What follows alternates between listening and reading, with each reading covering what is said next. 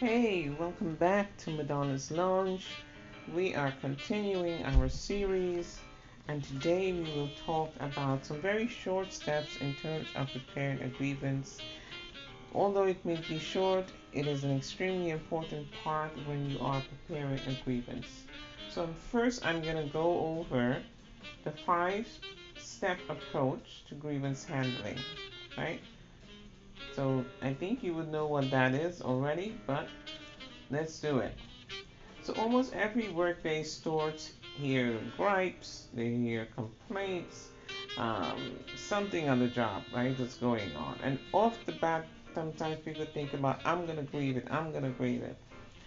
When in fact, not everything is a grievable issue. There's some things are simply a gripe. There are some things are that's open for discussion. There's some things that are truly grievable. So we want to make sure that we separate out what the allegations may or may not be. So you want to help the member to determine whether or not these legitimate grievances, right? Because you're looking for legitimate grievances. There is a 5 step formula for this. And I think every experienced shop steward should know this. And this is a formula you can follow when handling any workplace problem or complaint that may, be grounds for a grievance. Number one, we're dealing with the who, what, where, when, and why, right? The 5 W's that we've all heard about, and the 5 W's that we practice when investigating whether there is a grievable issue or not. So we want to first identify, right? You want to identify the issue. How do you identify the issue? You talk to the member, you take notes, you ask them to write a summary of what's going on. And in there again, for all of these, it's the who, what, where, when, and why.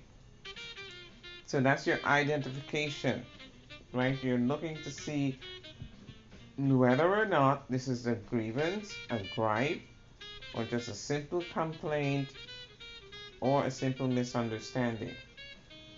Number two, an investigation. You, as a store or any member, can file a grievance, right? It is not only up to the store who you have elected who is able to file a grievance. Any member can file a grievance on their own. You can go to your own contract, pull up the violation, write up a grievance, and turn it over to management. However, the reason why we ask people to use stores because stores are typically trained in terms of pulling the correct language out, in terms of formulating the remedy to get better results. They will also be the lead in terms of having these conversations with management. Because oftentimes members go to a meeting and they become extremely emotional. Nothing wrong with being emotional, but in cases where you are alleging that someone is in violation and you're not quite sure, you may be going over he said, she said, you don't have accurate information in front of you, then it can become a little difficult for you to handle. So as a steward, you want to investigate with the member, not only with the member, but with other members to see if in fact they're experiencing some of these things, right? So again, the who, what, where, when, and why, which was involved the name, the names, the date, the dates, right? Places, and anybody else that's involved or anything else that's involved. The next thing you want to do, which is extremely important, is to have documentation. The first document you want to have is a written statement from the member. If the member is alleging something, they should not be afraid to put it in writing. Oftentimes, representatives and stores get caught out there where people would literally talk them into saying, well, I'm going to tell you about it so you can write it down. Don't fall into that trap. You said, tell them, listen, I want you to take a moment. I want you to spend some time on the weekend or an evening. Write this stuff down. Send it to me via email because I want it to come from your words. I don't want to write anything down because I'm not the one that's experiencing it, and I want to hear it from you. So please take your time, write down what's going on, put everything in there, then you and I will meet and discuss it. So documentation is extremely important. You will have people who will come back if you decided you want to write what they're telling you and say, I did not say that. So the best way to secure yourself is to always tell members, kindly take some time and write down what it is you would like for me to follow up on, right? So documentation. You also want them to provide any evidence that they may have, right? So providing evidence is extreme. It could be a time card, it could be a write-up, it could be anything that is in writing, an email that says, hey, this is part of why I think that there's a violation. The next thing you want to do is to be prepared. You want to put all of the documentation that you got in order. You want to put the person that you've identified in order, investigation, all the things that you found out, and prepare them in a folder and be ready for a conversation when you are about to file a grievance. The last thing you want to do, which is extremely important as well, is the way you present your case. In presenting your case, you're going to fall back on everything you've accumulated thus far in terms of your documents. You're going to have a proper grievance form filled out. You're going to have all the information from the investigation, right? The identification, documentation. You've prepared everything, and now you're going to present in front of management, who is the audience, but also your member who is trusting that you will do a good job for them. So these 5 things are important. Again, identification, investigation, documentation, preparation, and presentation.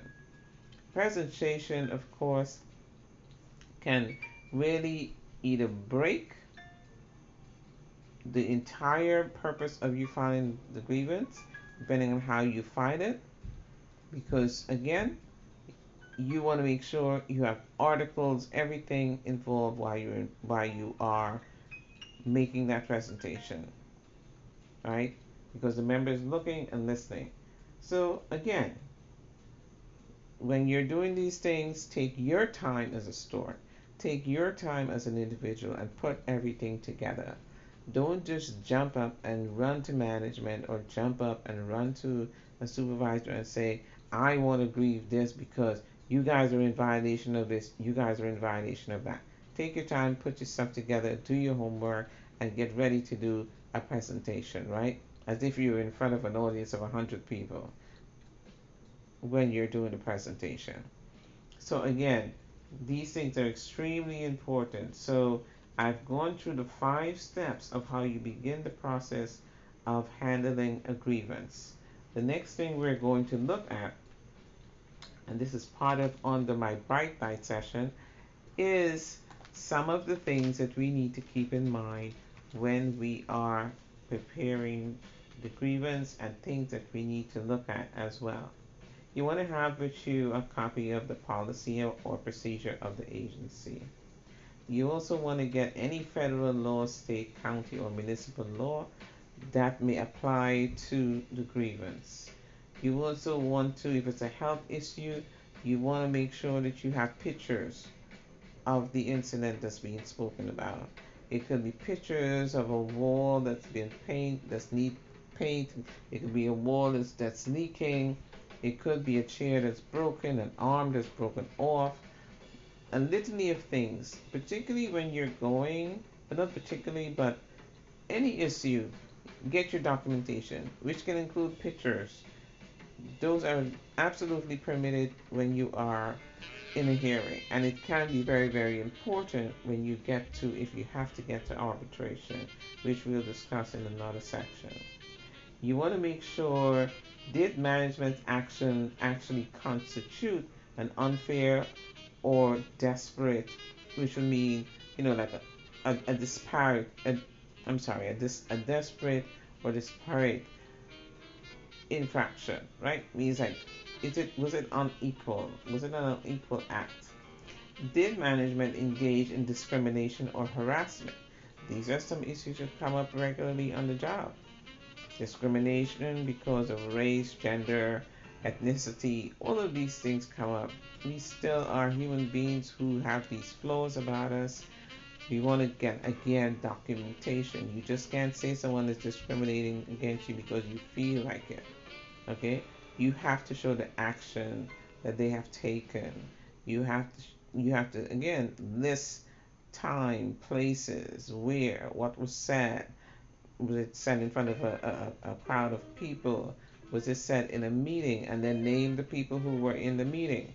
Don't be afraid to do that. You can send documentation to HR department or even your EO officer anonymously.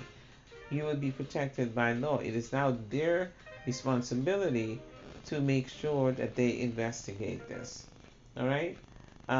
Did management take disciplinary action against an employee or a group of employees? Again, documentation is important. You may want to do your own Sherlock Holmes type investigation and talk to people and say, hey, X, Y, and Z happened. Did you get disciplined for this? People will tell you. Some people may not.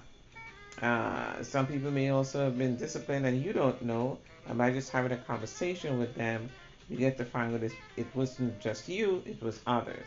And that group may then decide, hey, you know what, let's file a group grievance.